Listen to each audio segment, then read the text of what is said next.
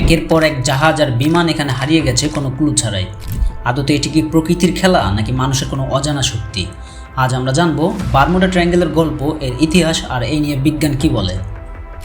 Bermuda triangle হলো Atlantic মহাসাগরের একটি রহস্যময় এলাকা।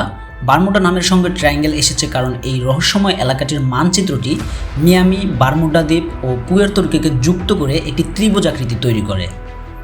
ত্রিভুজাকার এই অঞ্চলটি প্রায় 5 লক্ষ বর্গমাইল এলাকা জুড়ে বিস্তৃত, তাই বারমুডা ট্রায়াঙ্গেল ডেভিল ট্রায়াঙ্গেল নামেও পরিচিত। বারমুডা ট্রায়াঙ্গেলের রহস্য প্রথম আলোচনায় আসে 1945 সালে, যখন ফ্লাইট 19-এর 5টি টর্পেডো বোমারু বিমান একই সঙ্গে নিখোঁজ হয়। ফ্লাইট 19-এ থাকা পাইলটদের তখন শেষ বার্তাটি ছিল, সবকিছু অদ্ভুত লাগছে, আমরা দিক হারিয়ে ফেলেছি, সমুদ্রটা ঠিক নয়। পরবর্তীতে উদ্ধারকারী বিমান পাঠানো হলে কোনো সিগন্যাল ছাড়াই সেটিও অদৃশ্য হয়ে যায়। ফ্লাইট 19-এর এই রহস্যময় নিখোঁজের পরে বারমুডা ট্রায়াঙ্গেলের কাহিনী আরও গাঢ় হয়।